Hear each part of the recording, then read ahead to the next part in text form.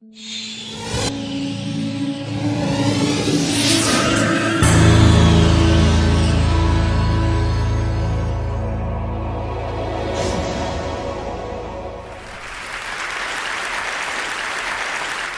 I grew up in New York City, between Harlem and the Bronx.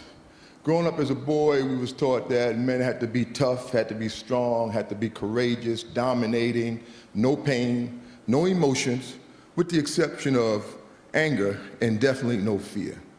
That men are in charge, which means women are not. That men lead, and you should just follow and just do what we say. That men are superior, women are inferior. That men are strong, women are weak. That women are of less value, property of men, and objects, particularly sexual objects.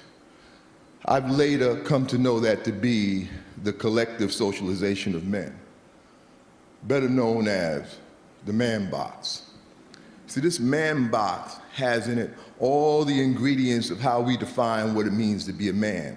Now, I also want to say, without a doubt, there are some wonderful, wonderful, absolutely wonderful things about being a man. Well, at the same time, there's some stuff that's just straight up twisted. And we really need to begin to challenge, look at it, and really get in the process of deconstructing, redefining what we come to know as manhood. This is my two at home, Kendall and Jade. They're 11 and 12. Kendall's 15 months older than Jade. There's a period of time, when my wife, her name is Tammy, and I, we just got real busy and whip, whip, bit, bam, boom, Kendall and Jade. Right? And when they were about 5 and 6, 4 and 5, Jade could come to me. It didn't matter, come to me crying, It didn't matter what she was crying about. She can get on my knees, she can snot my sleeve up, just cry it out, Daddy got you, that's all that's important. Now Kendall, on the other hand, and like I said, he's only 15 months older than her, he come to me crying. It's like as soon as I would hear him crying, a clock would go off. I would give the boy probably about 30 seconds, which means by the time he got to me, I was already saying things like, why you crying? Hold your head up, look at me, explain to me what's wrong, tell me what's wrong, I can't understand you while you're crying.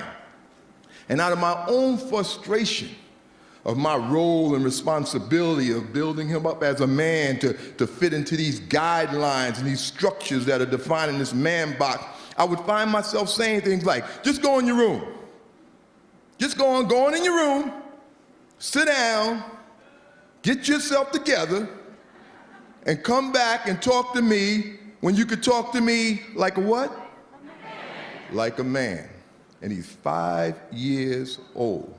And as I grow in life, I would say to myself, my God, what's wrong with me? What am I doing, Why would I do this? And I think back to my father. There was a time in my life where we had a very troubled experience in our family. My brother Henry, he died tragically when we was teenagers. We lived in New York City, as I said, we lived in the Bronx at the time. And the burial was a place called Long Island. It was about 2 hours outside of the city. And as we were preparing to come back from the burial, the cars stopped at the bathroom, to let folks take care of themselves before the long ride back to the city. And the limousine empties out. My mother, my sisters, my auntie, they all get out, but my father and I stayed in the limousine. And no sooner than the women got out, he burst out crying. He didn't want to cry in front of me, but he knew he wasn't going to make it back to the city. It was better me than to allow himself to express these feelings and emotions in front of the women. And this is a man who 10 minutes ago had just put his teenage son in the ground.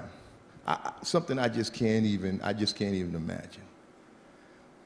The thing that sticks with me the most is that he was apologizing to me for crying in front of me. And at the same time, he was also giving me props, lifting me up for not crying. I come to also look at this as this fear that we have as men, this fear that just have us paralyzed, holding us hostage to this man box. I can remember speaking to a 12-year-old boy, a football player, and I asked him, I said, how would you feel if in front of all the players, your coach told you you were playing like a girl? Now, I expected him to say something like, I'll be sad, I'll be mad, I'll be angry, or something like that. No, the boy said to me, it would destroy me. And I said to myself, God, if it would destroy him to be called a girl, what are we then teaching him about girls?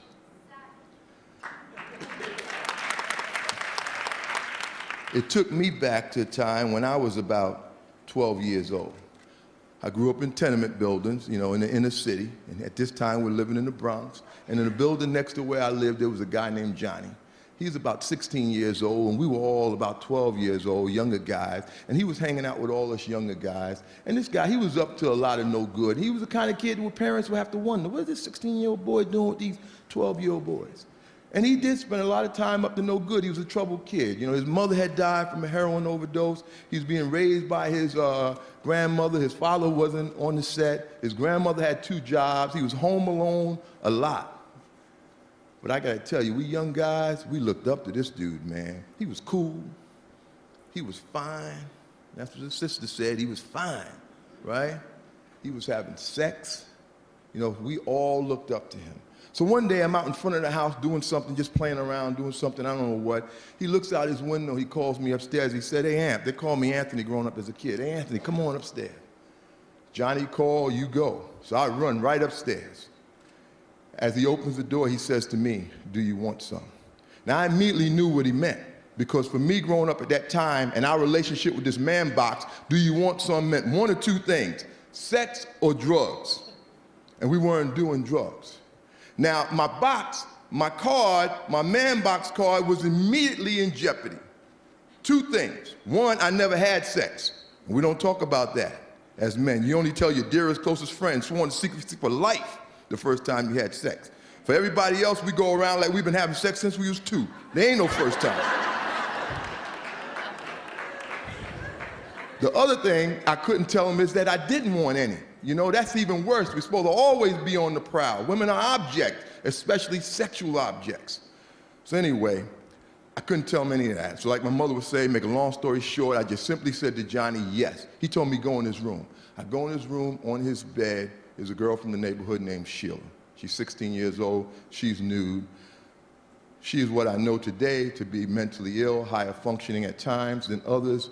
We had a whole choice worth, you know, inappropriate names for her. But anyway, Johnny had just gotten through having sex with her. Well, he actually raped her, but he would say he had sex with her because while Sheila never said no, she also never said yes. So he was offering me the opportunity to do the same. So when I go in the room, I close the door. Folks, I'm petrified. I stand with my back to the door so Johnny can't bust in the room and see that I'm not doing anything. And I stand there long enough that I could have actually done something. So now I'm no longer trying to figure out what I'm going to do. I'm trying to figure out how I'm going to get out of this room. So in my 12 years of wisdom, I zip my pants down, I walk out into the living room, and lo and behold to me, while I was in the room with Sheila, Johnny was back at the window calling guys up. So now it's a living room full of guys, like, you know, like the waiting room in the doctor's office. And they asked me, how was it? And I say to them, it was good. And I zip my pants up in front of them, and I head for the door. Now, I say this all with remorse, and I was feeling a tremendous amount of remorse at that time, but I was conflicting. Because while I was feeling remorse, I was excited, because I didn't get caught, but I knew I felt bad about what was happening. This fear getting outside the man box totally enveloped me. It was way more important to me about me and my man box card than about Sheila and what was happening to her. See, collectively, we as men are taught to have less value in women, to view them as property and the objects of men. We see that as an equation that equals violence against women. We as men, good men, the large majority of men, we operate on the foundation of this whole collective socialization. We kind of see ourselves separate, but we're very much a part of it. You see, we have to come to understand that less value, property, and objectification is the foundation, and the violence can't happen without it.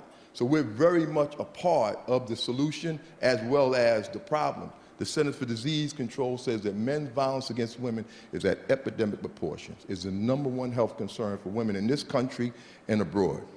So quickly, I'd like to just say, this is my love of my life, my daughter Jade. The world I envision for her. How do I want men to be acting and behaving? I need you on board. I need you with me. I need you working with me and me working with you on how we raise our sons and teach them to be men. That it's okay to not be dominating. That it's okay to have feelings and emotions. That it's okay to promote equality. That it's okay to have women who are just friends and that's it. That it's okay to be whole. That my liberation as a man is tied to your liberation as a woman. I remember asking a 9-year-old boy, what would life be like for you if you didn't have to adhere to this man box? He said to me, I would be free. Thank you, folks.